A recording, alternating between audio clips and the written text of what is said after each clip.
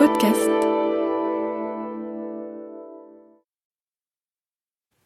L'Office de radiodiffusion télévision française présente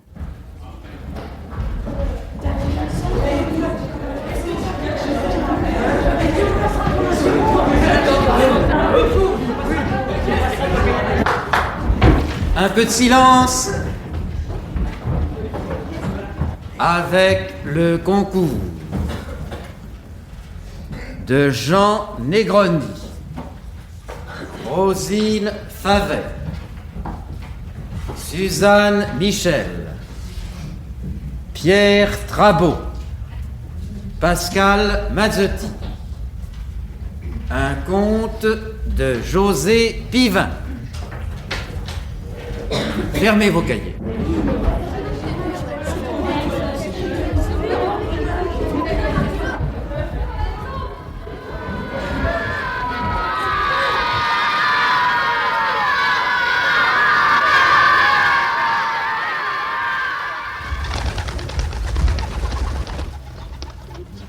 Caput dans les marécages.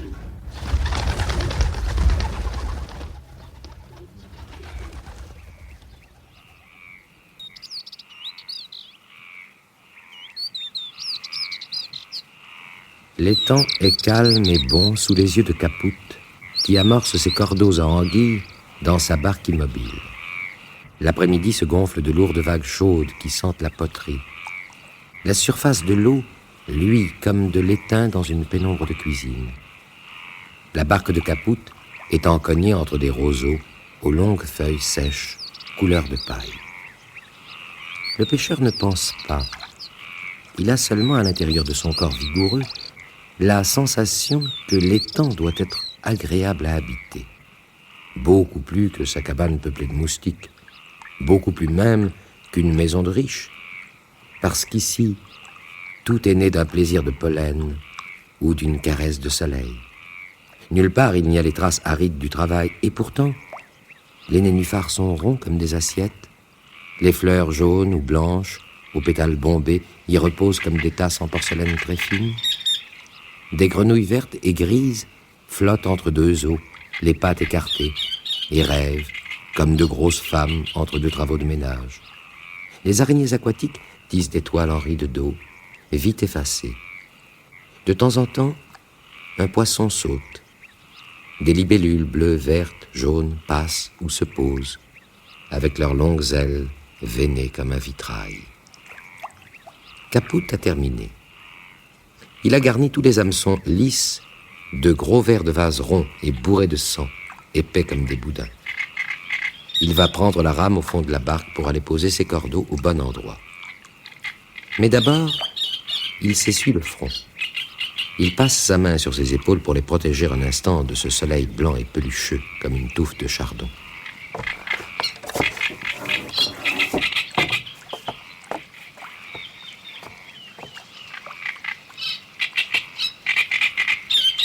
Il fait chaud dans cette barque. Le bois brûle les pieds. Entre les nervures, de petites mares d'eau sale pleines d'écailles de poisson sentent le tonneau d'anchois. Caput accroche avec difficulté le dernier des verres de vase qui se ride de sécheresse. Puis, il soupire. Il le faut. Et il enlève sa veste. Il va falloir ramer, laisser filer la ligne sans accrocher les hameçons, repérer les places, puis rentrer dans sa cahute en terre battue, solitaire au milieu des hautes herbes jaunes de ce pays de lagunes, et retrouver un souci dans chaque coin de mur. Un souci sur la table à nettoyer, sur l'armoire, dans la lampe qui fumera. Il serait si bien dans la demeure de cet étang.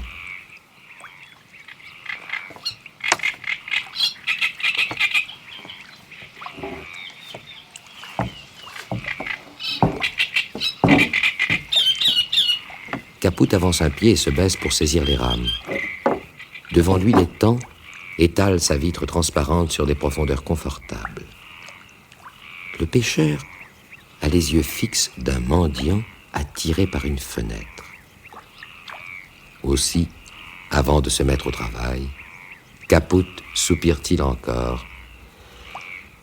Il le faut. Puis brusquement, Caput s'est dit qu'il ne fallait rien du tout. Et au lieu de se pencher sur sa barque, il s'est penché sur l'eau et s'est jeté dans l'étang aux eaux tièdes.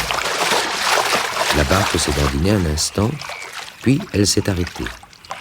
Elle flotte, de nouveau immobile au milieu de l'étang, gardant précieusement ses rames à fond de cale, les cordeaux et la veste aux poches pleines d'objets qu'elle doit trouver importants. Caput, lui, ne s'en soucie plus.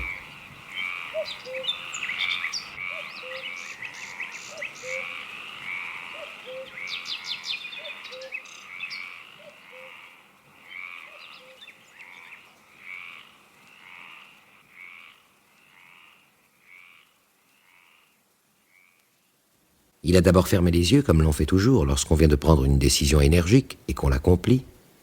Or, il vient d'avoir envie de quitter les hommes pour vivre avec les poissons.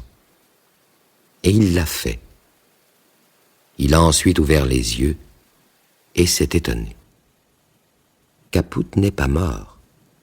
Il est au fond de l'étang et se meut dans l'eau lisse et un peu obscure comme un verre de bohème fumé en verre.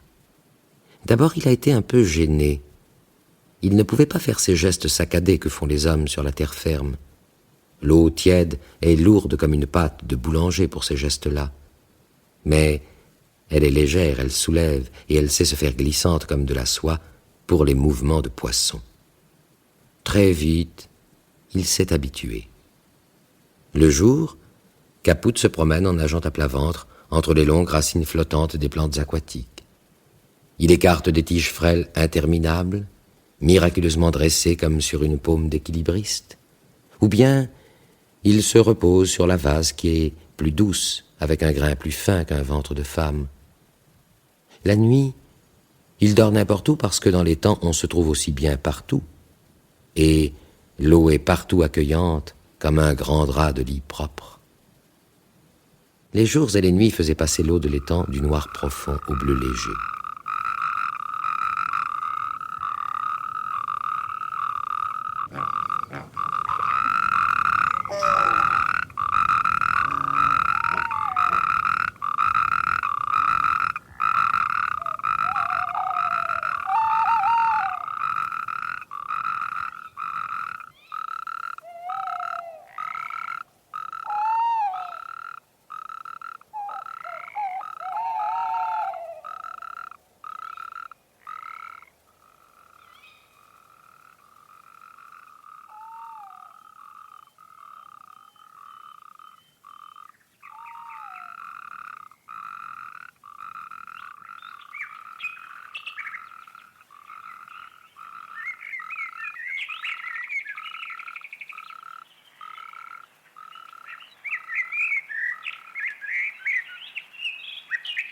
À chaque retour des rayons de jour, troubles dans l'eau tiède, immobile, Caput retrouvait avec autant de bonheur les images de l'étang. Les plantes d'eau lâchaient des vols de bulles d'air quand une grenouille effrayée venait s'y cacher, et Caput riait de la voir séparer maladroitement des myriophiles de ses doigts écartés. Des bancs de petits poissons argentés picoraient des algues sur un caillou, la queue en l'air, tous inclinés de même. De gros escargots, aux coquilles tordues comme des chignons, avançaient lentement leur chair en forme de langue. Rien ne venait déranger le bonheur de Caput. Les poissons n'étaient pas assez forts pour lui faire du mal. Aussi étaient-ils ses amis, et cherchait-il à lui faire plaisir. Les anguilles noires lui faisaient des bracelets en s'entourant à ses chevilles. Les escargots se collaient au lobe de ses oreilles pour lui faire des boucles d'oreilles. Les carpes dansaient la danse du ventre, et Caput riait à en pleurer. Il avait compris le langage des poissons qui est en ondes circulaires, faites par les mouvements des nageoires. Quelquefois, quand les poissons dormaient à demi, par les après-midi très chauds, Caput s'allongeait, s'appuyait sur un coude et faisait un petit discours d'une main.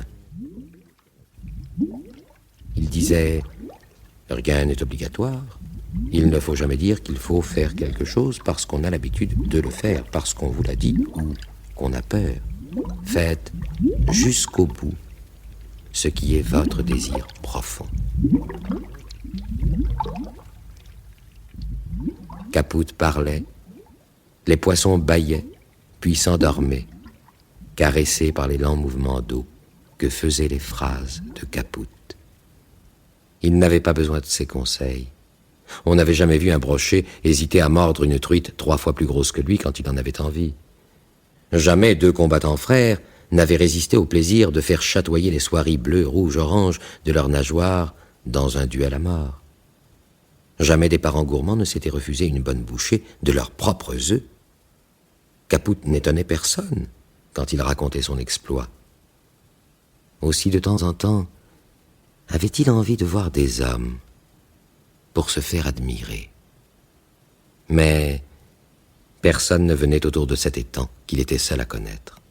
Comme trace d'homme, il y avait seulement sa barque là-haut. Elle fit longtemps une petite tache floue à la surface de l'eau, puis, assagie par la vieillesse, elle coula et vint rejoindre son maître.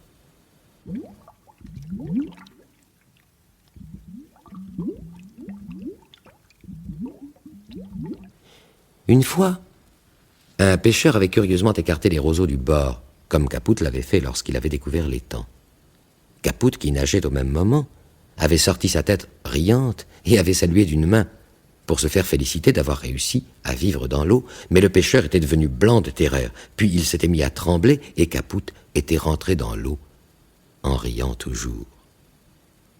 Jusqu'au coucher du soleil, l'homme avait fixé la place des cercles d'eau froissés par Caput en plongeant. Puis les ombres du crépuscule lui avaient rafraîchi le front, et il avait pu s'enfuir. Depuis, personne n'était venu. Caput n'en était pas moins heureux pour cela, et continuait à rire au fond du marécage dont il ne sortait pas. Ses cheveux avaient verdi, mais lui était toujours aussi fort qu'au moment où il était entré dans l'eau. Son corps aussi musclé sous son éclatante peau jaune que le contact de l'eau avait rendu lisse comme une feuille d'automne. Il nageait comme ses amis les poissons, tantôt la tête en bas, tantôt sur le dos, tantôt penché comme s'il allait tomber, dansant les danses miroitantes des poissons amoureux, filant comme un coup de poing derrière les truites en dérangeant les hydrophiles, ces gros scarabées d'eau qui ont une bague d'or autour du ventre.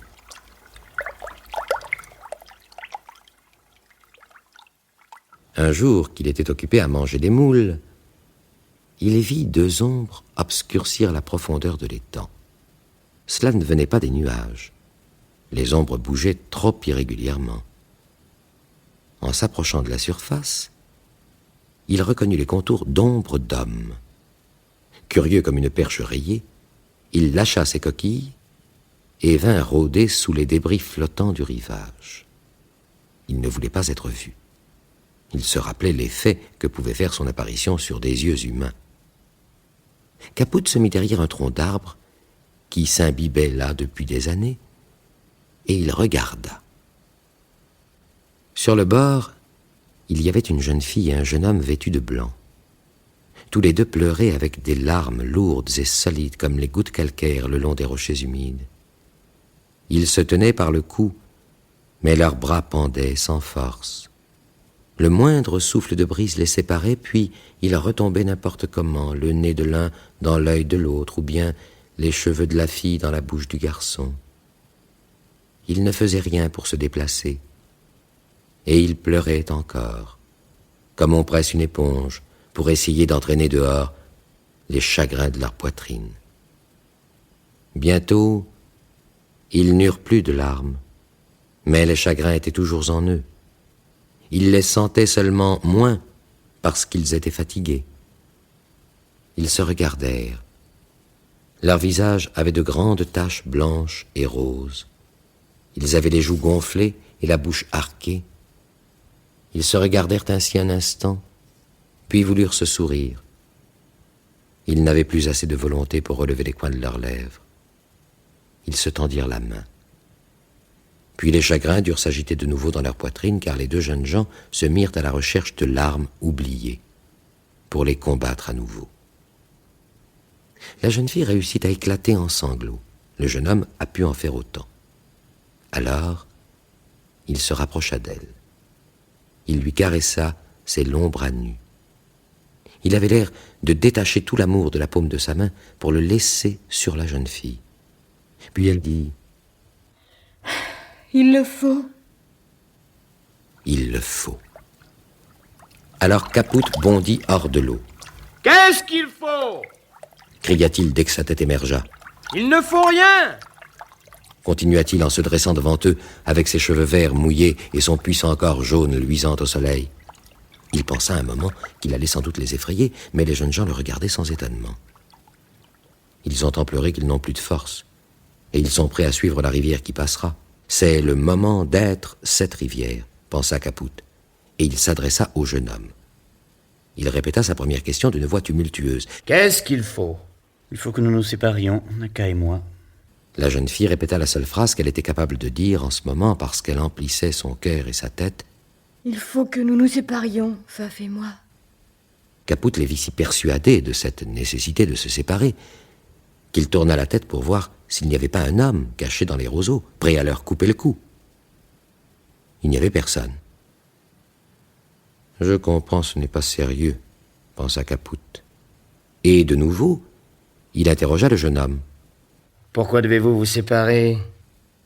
Quand je dis pourquoi, je dis aussi pour qui? Alors pour qui? Pourquoi ?» Le jeune Faf leva la main et la laissa retomber. Il fallait se séparer. Il était incapable de se rappeler pourquoi il devait abandonner Naka et il ne pouvait plus faire un si grand effort. Il se contenta de se gratter un petit grain de beauté qu'il avait sur le nez et ne répondit pas. « Mais enfin, il y a bien quelque chose ou quelqu'un qui vous oblige à vous quitter. Et quand je dis obligé, je dis aussi on ne peut agir autrement. Pas plus qu'une pierre peut refuser de rouler quand on la pousse du pied. Mais s'il y a quelques possibilités, même très petites, à peine de quoi passer en se faisant très mince, très humble, on est quelquefois surpris de voir l'obligation s'ouvrir comme une porte. Vous ne vous quitteriez donc pas si vous n'étiez pas obligé de le faire? Ses parents sont des vanniers du village et mon père ne veut pas me la donner. Il prétend qu'avec leurs pièges en roseau, ils ne peuvent prendre autre chose que des poissons, des canards et du vent. Faf est fils de notaire, le meilleur notaire de la région. Mon père ne changera pas d'avis. Autant demander à un rail de chemin de fer de changer de direction. Pour que j'oublie Naka, il va m'envoyer loin d'ici, pour apprendre la sagesse dans les universités. Il faut nous séparer. Alors Caput se mit en colère.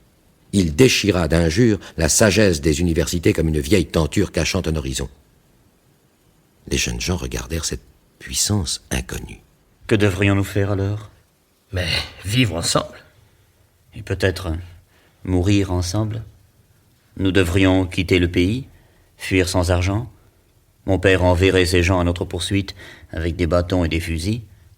Vous voyez, c'est facile à dire, vivre ensemble. Alors Caput le regarda fixement en soufflant de colère. Croyez-vous que ce soit facile pour un homme de dire « Je veux être poisson » et devenir poisson? Naka parut de nouveau intéressé par la conversation et répliqua « C'est impossible. Faf se contenta de sourire. « Ils ne m'ont pas vu sortir de l'eau, pensa Caput avec plaisir. Je vais pouvoir exploiter mon succès. » Il prit une voix très calme. « Et si je vous prouvais que pour devenir poisson, il suffit de dire « Je le veux » et bien entendu sauter aussi dans l'eau, me croiriez-vous? » Oui, mais abrégeons cette conversation inutile. Naka dit oui, avec un espoir soudain, en s'apercevant pour la première fois que Caput était nu et qu'il avait les cheveux verts et le corps jaune. Alors Caput s'avança vers le marécage et entra dans l'eau. Peu à peu, il s'enfonça, et puis il disparut. Les jeunes gens le regardèrent stupéfaits. Ils attendirent beaucoup plus qu'il n'en faut à un homme pour se noyer, puis Naka prit la main de Faf et lui dit « Viens, nous allons le suivre. » Alors la tête de Caput ressortit de l'étang. Il riait sous l'eau coulant de ses cheveux verts. « Non, ne venez pas! Si vous croyez maintenant qu'on peut vivre dans l'eau, vous devez croire que vous pourrez vivre ensemble sur terre, avec quelques dangers. » Et il rentra dans l'étang bleu. Quelque temps plus tard, une migration d'anguilles arriva entre les hautes herbes et glissa dans l'eau les longs corps noirs qui commençaient à se sécher dangereusement. Les anguilles peuplèrent l'étang de cygnes noirs qui se tordaient comme des cheveux de femme. Elles se lissèrent la peau dans la vase douce Puis elles commencèrent à raconter par petits groupes ce qu'elles avaient vu au cours de leur voyage de la mer à l'étang, le long des rivières rapides et à travers les champs humides de rosée. Caput ne faisait pas attention à ces récits de voyageuses. Puis, brusquement, il écouta. Une anguille allongée, la tête sur un petit caillou moussu, disait « À travers la grande plaine d'herbes, de roseaux et d'étangs qui est autour d'ici, j'ai rencontré 2 jeunes gens habillés de blanc. Ils couraient en se tenant par la main. Leurs habits étaient déchirés et ils étaient pieds nus. Ils avaient les joues rouges d'effort. Mais ils avaient tant de volonté dans les yeux que les roseaux se courbaient devant eux pour leur laisser le chemin libre, et que les mottes de terre ferme sortaient de l'eau des marais pour leur permettre de les traverser. » Caput se rapprocha. Lui aussi, il devenait rouge comme s'il avait couru. Mais c'était de curiosité. Il demanda à l'anguille. « Tu les as entendus parler ?» L'anguille répondit. « Ils se sont arrêtés un instant sous un vieux saule qui abritait une île, au milieu d'un étang. J'ai entendu la jeune fille qui parlait. L'homme aux cheveux verts avait raison, disait-elle. Tu sais, l'homme qui m'a appris à ne jamais dire « il faut ». C'est moi, dit Caput simplement. Il était heureux. Son corps miroitant comme une écaille de poisson d'or s'allongea, et sans remuer les jambes, la poitrine en proue, rien qu'en se hissant de plante en plante, Caput fit le tour de l'étang pour promener sa satisfaction. Puis il revint vers l'anguille et demanda encore « As-tu entendu le nom de la jeune fille ?» Le jeune homme l'appelait Naka, en lui serrant les épaules comme s'il avait voulu en exprimer je ne sais quel jus. Ou pour la rendre peut-être mangeable, ne crois-tu pas ? Oui, c'est sans doute pour cela. Donc, il l'appelait Naka. Et le nom du jeune homme ? Je ne me rappelle pas bien. Naka appelait son amoureux d'une façon toujours différente. Mon ciel, ma montagne, mon champ de bonheur, ma rivière de plaisir. Mais le plus souvent, c'était mon petit Dieu, sans doute pour résumer. Le petit Dieu, avait-il un grain de beauté sur le nez ? Un grain de beauté sur le nez ? Non, il n'en avait pas. Tu en es sûr ? Absolument. Son nez était aussi lisse qu'une peau d'anguille. Caput donna un coup de pied dans la vase, et l'étang devint trouble, comme les pensées de l'ancien pêcheur. Il se mit à réfléchir. Ce n'est pas lui.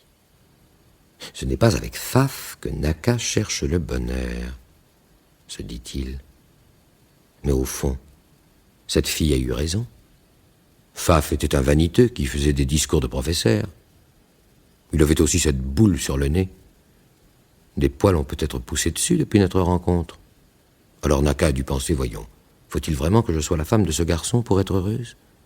N'y a-t-il pas d'autres jeunes gens dans les villages qui pourraient me plaire, qui ne me feraient pas pleurer, et qui auraient même le nez lisse ? L'homme aux cheveux verts aurait certainement fait des remarques très belles sur ma situation. Il faut, il ne faut pas. Caput leva la main vers sa tête, parce qu'une vieille feuille noire remontée avec la vase venait de lui effleurer les cils. Et maintenant, Naka court les marécages avec un jeune pêcheur sans souci. Elle a quand même suivi mes conseils, pensa-t-il en clignant les yeux à cause de la feuille noire. Puis, sentant sa tête s'alourdir, Caput fit dans l'eau redevenue limpide quelques mouvements en forme de fumée de chaumière, et son esprit redevint aussi clair qu'un verre vide.